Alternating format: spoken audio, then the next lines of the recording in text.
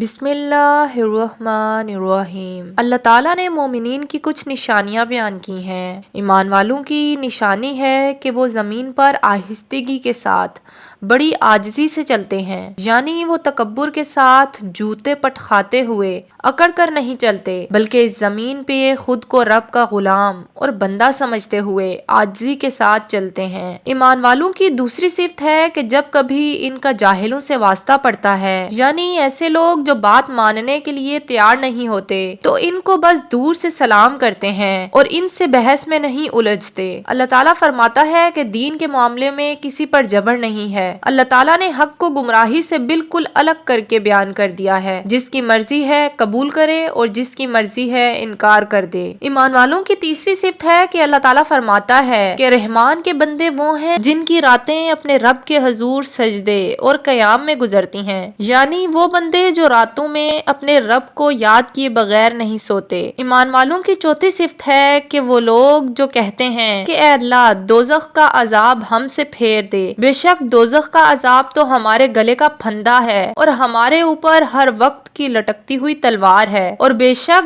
दोज़ख आर्जी तौर पर भी रहने के लिए बहुत बुरी जगह है और हमेशा के रहने के लिए भी बहुत बुरी जगह है। ईमान वालों की पांचवी सिफत है, ईमान वाले वो हैं कि जब अल्लाह की राह में खर्च करते हैं तो ना इसराफ से काम लेते हैं और ना ही कंजूसी के साथ, बल्कि इसके दरमियान में रहते हैं। अल्लाह ताला फरमाता है कि ना तो अपने हाथों को ऐसा बंधा रखो अपनी गर्दन के साथ, यानी इतने कंजूस ना हो जाओ कि किसी को कुछ दो ही ना, और ना इतने फयाज हो जाओ कि अपना सब कुछ ही लुटा बैठो। बुखारी की हदीस है कि एक सहाबी कहते हैं कि फतह मक्का के मौका पर मैं बहुत बीमार हो गया और मुझे ये गुमान हुआ कि शायद मैं मर जाऊंगा। आप सल्लल्लाहु अलैहि वसल्लम मेरी अयादत के लिए आए तो मैंने आपसे अर्ज की कि अल्लाह के रसूल, मेरी एक ही बेटी है, क्या मैं अपना सारा माल अल्लाह की राह में खर्च कर दूं? तो अल्लाह के महबूब सल्लल्लाहु अलैहि वसल्लम ने फरमाया कि नहीं। फिर मैंने कहा कि या रसूलल्लाह 2/3 माल,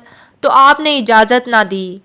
फिर मैंने कहा कि आधा माल, तो आप सल्लल्लाहु अलैहि वसल्लम ने फरमाया कि नहीं। मैंने कहा कि 1/3 माल मैं अल्लाह की राह में खर्च कर दूं, तो आप सल्लल्लाहु अलैहि वसल्लम ने बड़ी मुश्किल से 1/3 माल की वसीयत करने की इजाज़त दी, और फिर आपने फरमाया कि साद अपने वारसों के लिए माल छोड़कर मर, ये इससे बेहतर है कि तेरे मरने के बाद वो लोगों से मांगते फिरें। ईमान वालों की छठी सिफत है कि वो लोग अल्लाह के साथ किसी को दुआ के लिए नहीं पुकारते और अल्लाह के साथ किसी को शरीक नहीं ठहराते। अल्लाह ताला कुरान पाक में फरमाता है कि बताओ कौन है वो जो मुश्किल में घिरे हुए शख्स की फरियाद को सुनता है और इससे इसकी बुराई को दूर कर देता है। क्या अल्लाह के साथ कोई और इलाह भी है जो मुश्किल में घिरे हुए शख्स की परेशानी को दूर कर दे? ईमान वालों की 7वीं सिफत है कि वो कभी भी किसी जान को नाहक कत्ल नहीं करते। ईमान वालों की 8वीं सिफत है कि वो जिना नहीं करते, तो जो कोई भी ये हरकत करेगा तो अनकरीब इसका वबाल चख लेगा। ईमान वालों की 9वीं निशानी है कि वो लोग झूठी बात की कभी गवाही नहीं देते और ना किसी झूठी बात की तस्दीक करते हैं और सिर्फ सच्ची बात को मानते हैं। और कुरान पाक में आया है कि लानत अल्लाहि अलल काज़िबीन,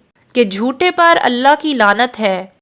अहले ईमान की 10वीं निशानी है कि जब कभी वो लग़्व यानी भीड़ वाली जगह से गुजरते हैं तो बड़ी शराफत से दामन बचाते हुए नजरों की हिफाजत करते हैं। आप सल्लल्लाहु अलैहि वसल्लम ने फरमाया कि किसी गैर महरम औरत को हाथ लगाना ये इससे बड़ा गुनाह है कि किसी शख्स के सर में कोई कील ठोक दिया जाए। ईमान वालों की 11वीं निशानी है कि जब इन लोगों को नसीहत की जाती है इनके रब की आयात सुनाकर, तो वो गूंगे बहरे और अंधे होकर आयात नहीं सुनते, बल्कि इसलिए कि वो अमल करें। और कुरान पाक में अल्लाह ताला फरमाता है कि इससे बढ़कर जालिम कौन है जिसे रब की आयात पढ़ पढ़ कर डर सुनाया जाए और वो उससे मुंह फेर ले। ऐसे मुजरिमों से हम इंतकाम जरूर लेंगे। ईमान वालों की 12वीं निशानी है कि ईमान वाले वो हैं जो अल्लाह के हुजूर दुआ करते हैं कि ऐ अल्लाह हमारी बीवियों और हमारी औलाद को हमारी आंखों की ठंडक बना दे और हमें परहेजगारों का इमाम बनाना, यानी हमारी नस्लें नेक हों। ये वो लोग हैं जिन्हें अल्लाह ताला ने सब्र के बदले